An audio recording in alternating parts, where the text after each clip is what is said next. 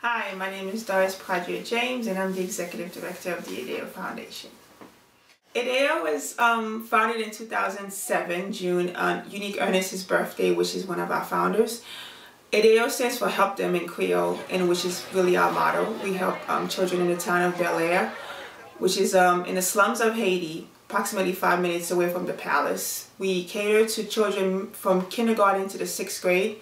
We started with 88 kids in November 12, 2007, and we currently have 306 children. Provide them with a free meal, a free education, tuition included, including materials, uniforms, and any other supplies. In the last mission to Haiti, I was the organizer of 10 volunteers that went to Haiti for 3 purposes. We wanted to create a database for our children, our staff, and our administration, as well as help us with the development of our curriculum.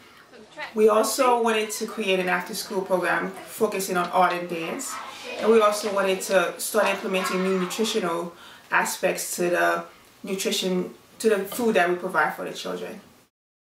I think the last mission to Haiti really anchored my belief in the helping the children of Haiti, and I believe that with an education, a solid education that is up to par with the Western world, these children will be able to become catalysts and change a lot of what people perceive an area as Bel Air to be.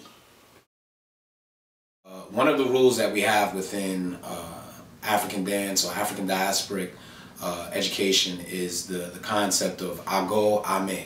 Naptani. Let's ago naptani. Ago signifie, depuis le dit ago, c'est ça qui veut dire nous, tendez ça le bral. Depuis le dit nous, ago, nous supposons tendez. Ago ame is a term that comes from Ghana, and it is ago. You ask the crowd, ago is, may I have your attention, or may I have your attention please? And the response back is ame. And ame is, you may have my attention. So that call and response, I had to teach the kids the call and response, and they picked it up really, really fast. Amen. Amen. Ago. Amen. That's your stuff there. Amen. Amen. Amen. This showed me that the rest of the week really wasn't going to be a problem, simply because of the fact that those kids were very humble and very determined to learn new things, as well as to share within any type of new experiences that we would bring to them.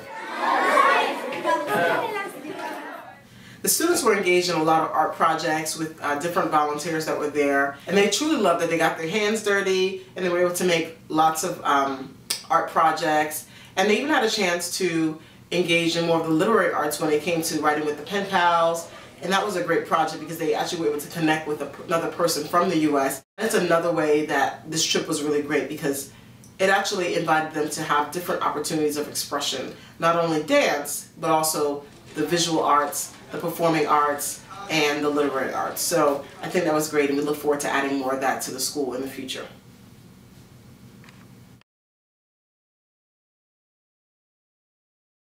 If you do what you need to do, you can earn some stars. And everybody did such a good job just now. Okay. Everybody got there first.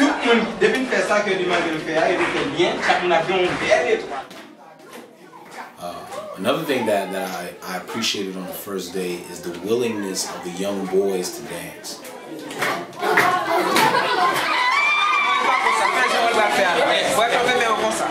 And I was so amazed by how much they picked up and how fast they picked up. Really excited about day 2 because we had some drummers. We got some drummers from the community.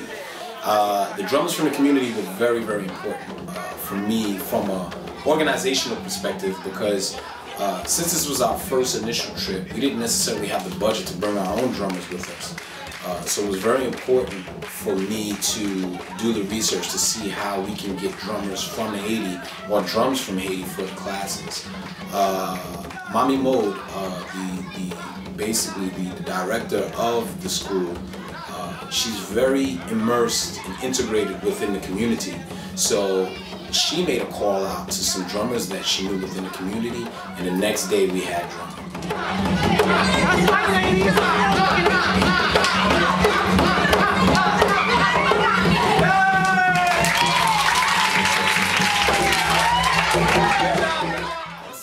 Something that I really was inspired by was the opportunity to speak with the cooks at the school and speak with Mommy Mode about the nutrition program and the health and wellness.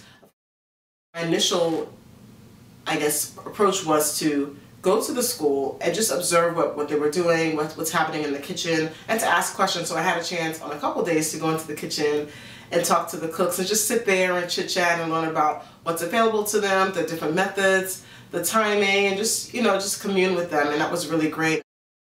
So here we are in the kitchen here in Edeyo in Haiti, and ladies are cooking. We got some fresh veggies today. We have some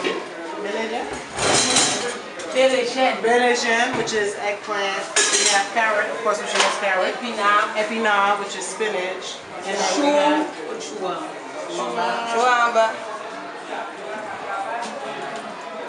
which is cabbage. We have chua, which is cabbage. And then we have this minigo. Brisson, which is watercress. And we have some militon, which is chayo. So we're making a nice stew with some legumes over there and some corn.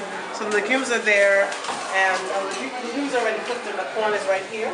And they're hooking it up. Taking it old school, got the mortar and pestle right here. And this is kind of really exciting because I think in the U.S. we kind of think that we need a whole bunch of equipment to actually get down in the kitchen, but you really don't. We just have 3 burners going, your pots, keeping it really simple, no fancy equipment, and they're able to feed, you know, almost 300 children every day. And these ladies hook it up in the kitchen, and you know, they do a good job. So that's it, ladies and gentlemen. Followed up with the conversation with Mommy Mode about the needs and desires at the schools, and we came up with a plan to maybe even start a community garden, because on the first day and second day when I was asking them about vegetables, we found that it was very difficult for them to obtain vegetables, mostly because of the cost and the investment, and they have to feed so many children and work with so many people throughout the day that it's tough for them to actually get vegetables at the schools. We have to change the pattern of how our children eat. And I think with the help of Takia and her creating a whole nutritional guideline for us to follow with eating fresh fruits and vegetables, it's going to really help with just teaching them in a better learning aspect for them. When children are in school, we forget about the playtime, and the playtime is really important to their development, and we took the time out to just do that with some of the kids during the lunchtime hour and during the breaks. I taught them Fonga Lafia, which is a song, a welcome song, and they truly loved it. We also had a chance to do some movies. So even though the space was small and very limited, the students were very engaged, and they were singing the song even afterwards. I even had one young lady come up to me at the end because she wanted to be reminded of the song so she could sing it the next day. And in fact, the next day a lot of them did come back singing the song. Currently in today's contemporary societies, men are not taught to express themselves creatively. We tend to teach our young boys that the only way that they can express themselves is through sports, athletic means. Football, American football, international football, basketball, etc., etc. But dance is one of the oldest forms of expression through ritual, whether it be rites of passage, weddings, birth of someone, you know, someone's transition through death. I mean, it was amazing seeing these young boys. They were ready. They wanted to be a part of it, and that's what I tried to do. One of the challenges that we ran into on day 2 was that we were dancing so hard and so fast and with such energy that the children and some of the adults that were on the second floor ran out of the building because it started to remind them of the earthquake that happened last year. One of those people was Mommy Mode. She wanted so badly to come up to the second floor to see what it is that we were doing, but she was still traumatized from the experience a year ago. And this is one thing that a lot of people don't realize. That earthquake changed everything for us. So one of the recommendations that I had is that if you guys don't mind, we can dance in the street. So once again, Mommy Mo, being the person that she was, on day 3, she stopped traffic, got a humongous tarp, laid the tarp on the floor, put up 2 stop signs, and we danced in the street.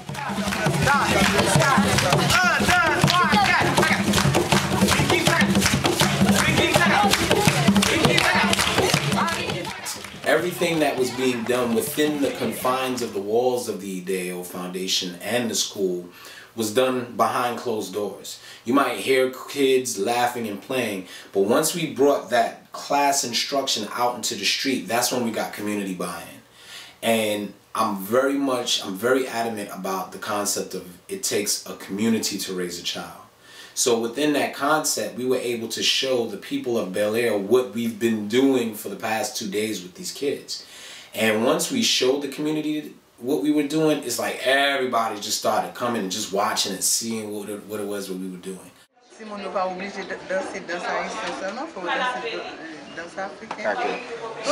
She said that she likes the dancing stuff. Okay. Because you know the kids, they don't need to dance only Haitian music. They have to mix it up. Like that's mean I'm African culture and then African dancing. The synergy I'm looking for with rhythm and dance in Edeyo is the whole concept of using music to create a sense of responsibility for these children. I want them to know that with the history of African dance, they can teach their younger brothers and sisters, and they can create that sort of community through history and through music. One of the things that I wanted to do is that I switched away from dance education and I moved more so towards the cultural responsibility behind the dance. At this school, dans l'école ça, you have begun a new tradition. Et nous devons apprendre une nouvelle tradition. And it is a tradition of dance. Et ça c'est tradition de la danse. Okay, so you have to pass on that tradition. Et nous devons surmonter position ça. Once you learn that tradition, it is important of you to pass it on to others. Et il est important pour changer tout ça qui est passé longtemps jusqu'à Kounia. Here at the school, et dans l'école ça, at home, and in the community, et dans la communauté. One of the kids that I was really appreciative of was his young brother. I mean, anytime I asked any of the kids to volunteer, he was the first one with his hand up. So on the last day, I asked him, I was like, I want you to teach the dance. And the thing that I thought was beautiful, he was like, 1, 2, 3, 4, and he went into the dance.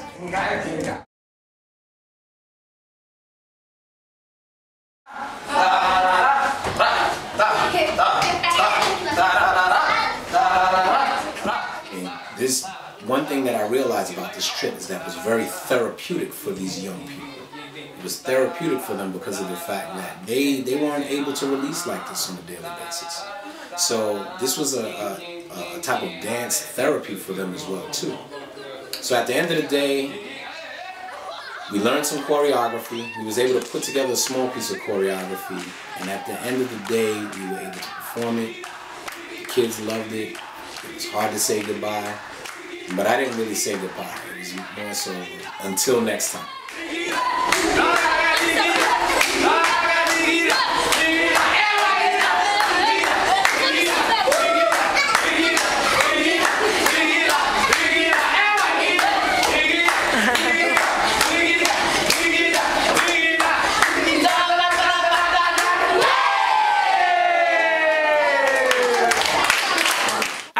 Trip to Haiti, I really want our children to keep going with the whole music and art project that we started.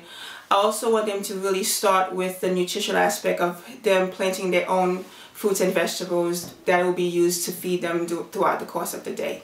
For Core Connection Lifestyle, what I'd love to see is more involvement at the school with the nutrition program and really helping them develop their community garden and to really tie it into the scientific side of what's going on at the school, so the students not only see this garden that's beautifying their space, but they also see how it can nourish their body, as well as they understand more about that scientifically.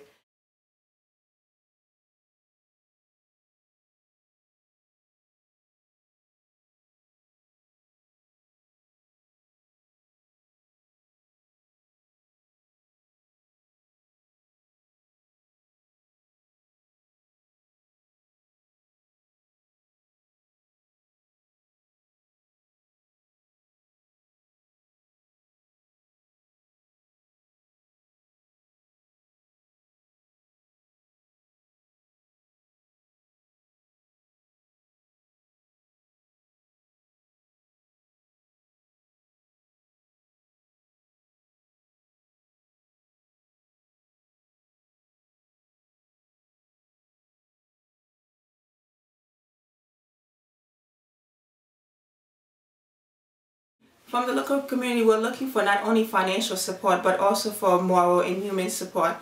We really want people to embrace the whole concept of it takes a village. We want you not only to help us financially, but also to take a vested interest in these children's lives.